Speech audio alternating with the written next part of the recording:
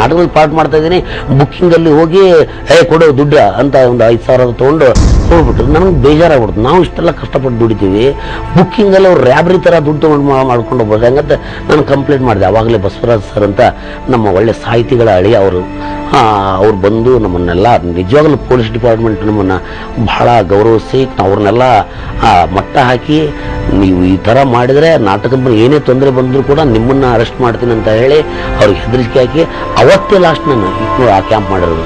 ಇವತ್ತು ಹೋಗಕ್ಕೆ ಇಷ್ಟಪಡ್ತಲ್ಲ. ಒಳ್ಳೆ ಜಾತ್ರೆ ಅದು. ಜೀವನದಲ್ಲಿ ಅವಮಾನ ಮೊದಲೇದು, ಎರಡನೇದು ಬಹುಮಾನ, ಮೂರನೇದು ಸನ್ಮಾನ.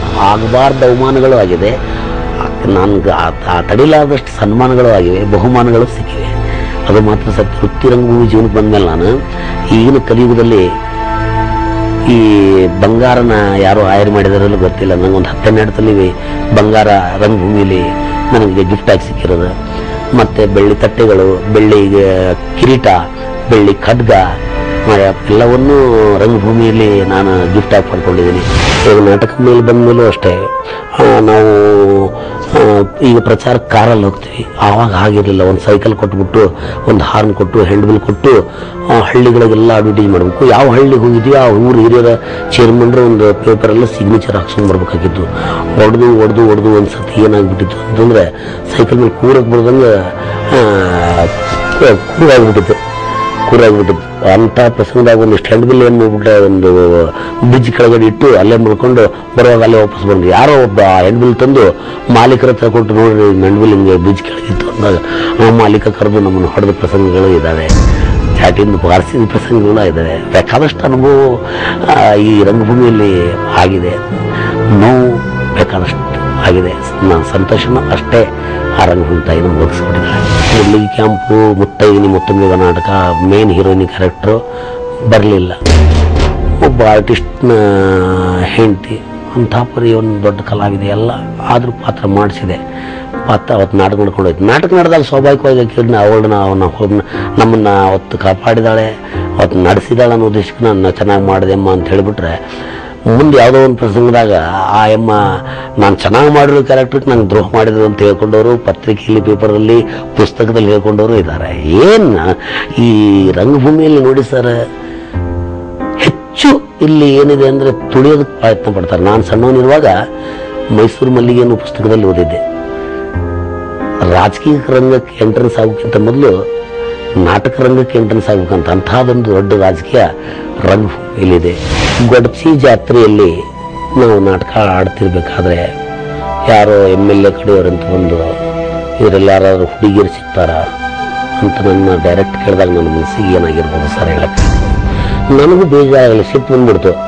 ಹಾಗೆ ನೋಡಪ್ಪ, ನಂದು ಥಿಯೇಟ್ರ್ ಇದೆ, ಒಂದು ಕಾರ್ ಇದೆ, ಇಷ್ಟು ಸಾಮಗ್ರಿಗಳದಾವ, ನಿಮ್ಮಲ್ಲಿ ಯಾರಾದರೂ ಅಕ್ಕಂಗಿರಿದ್ರೆ ಕಳಿಸ್ಕೊಡ್ತೀನಿ ಅಂತ ನಾನು ವಾಪಸ್ ಕೇಳ್ಬಿಟ್ಟೆ.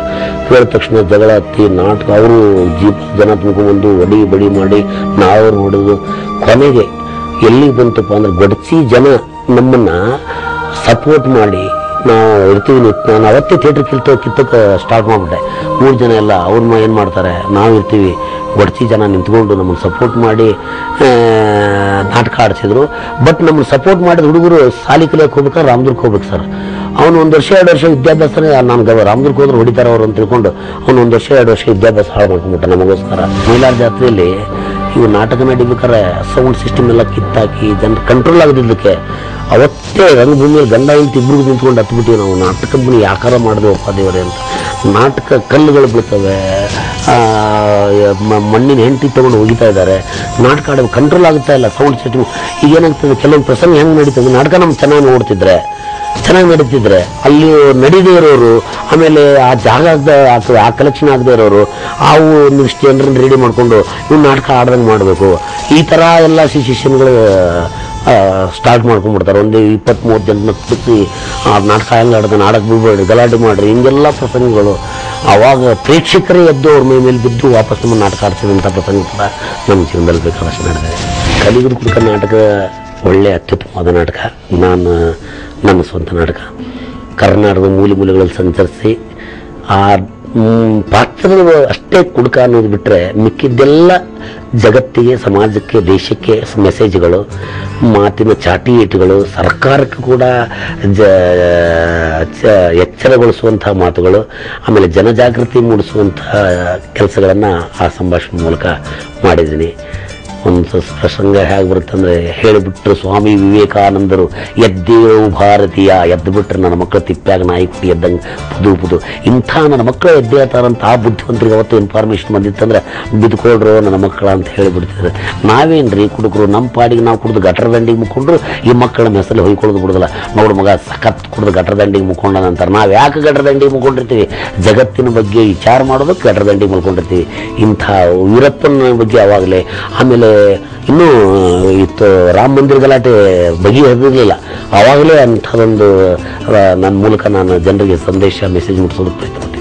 ರಾಮನು ನೀನೇ, ರಹೀಮನೂ ನೀನೇ, ರಾಮನು ನೀನೇ, ರಹೀಮನೂ ನೀನೇ, ಈ ಜಗದ್ ಒಡೆಯನೂ ನೀನೇ, ನಿನಗೆ ಯಾತಕೋ ಸ್ವಂತದ ಮನೆ, ನಿನ್ನ ಮನೆ ಎಂಬ ಮಚ್ಚಿದ ಒಡೆದರೂ ನೀ ಸಾಯಿಲ್ಲ, ಪುನಃ ಮಂದಿರ ಕಟ್ಟಿಸಿದರೂ ನಿನಗೆ ಮರುಹುಟ್ಟು ಇಲ್ಲ, ಯಾಕಂದರೆ ನೀನು ಅನಂತ ಆದಿ ಅಂತ್ಯ. ಇಂಥ ಸಂಭಾಷಣೆಗಳನ್ನು ಜನರಿಗೆ ಕೊಡೋದಕ್ಕೆ ಒಂದ್ಸಲ ಹಾಗೆ ಆಗಿಬಿಡ್ತು. ನಾನು ಜಾತಿಯಿಂದ ಮುಸ್ಲಿಮಾನ್ ಅನ್ನೋ ದೃಷ್ಟಿಯಿಂದ ಕೆಲವೊಬ್ಬರು ಇವನು ದೇವ್ರಿಗೆ ಬೈತಾನೆ, ದೇವ್ರಿಗೆ ಮಾಡ್ತಾನೆ, ಗಲಾಟೆ ಮಾಡ್ತಾನೆ, ಇವನು ಮುಸ್ಲಿಮಾನರು ಅನ್ನೋ ದೃಷ್ಟಿಯಿಂದ ಕೆಲವೊಬ್ಬರು ಈ ನನ್ನ ಮೇಲೆ ಬಹಳ ಕತ್ತಿಗಳನ್ನು ಮಸ್ತರು, ಹಲ್ ಮಸ್ತರು. ಆದರೆ ನಾನು ಹೇಳಿದೆ, ನಾವು ಕಲಾವಿದರು, ನಮಗೆ ಜಾತಿ ಇಲ್ಲ. ನನ್ನ ಕೆಲಸ ಜನಜಾಗೃತಿಗೊಳಿಸೋದು, ಈ ಜನರಿಗೆ ನನ್ನ ಮೂಲಕ ಮೆಸೇಜ್ ಮುಟ್ಟಿಸೋದು, ಸಾಧ್ಯವಾದಷ್ಟು ಸಮಾಜಕ್ಕೆ ಒಳ್ಳೆಯದನ್ನು ಮಾಡೋದು ನನ್ನ ಕೆಲಸ. ಇಂಥ ಪ್ರಸಂಗಗಳು ಬೇಕಾದಷ್ಟು ನಡೆದು, ನಮ್ಮೂರಲ್ಲೇ ತಾಳಿಕೋಟೆಯಲ್ಲಿ ಗಲಾಟೆಗಳು ನಡೆದು, ಬಹಳಷ್ಟು ದೊಡ್ಡ ಅನಾಹುತಗಳು ನಡೆದು, ಊರಿಗೆಲ್ಲ ಬೆಂಕಿ ಎತ್ತಿ ದೊಡ್ಡ ಪ್ರಸಂಗ ಆಯಿತು. ನಂತರ ಎರಡು ಸಮಾಜದವರು ಕೂರಿಸಿ ತಿಳಿಸಿ ಹೇಳಿ ಅದನ್ನ ತಮ್ಮಣಿ ಮಾಡುವಂಥ ಪ್ರಸಂಗ ಕೂಡ ಬಂತು. ರಂಗಭೂಮಿ ಕೊಟ್ಟ ಕೊಡುಗೆ ಅಪಾರವಾದದ್ದು.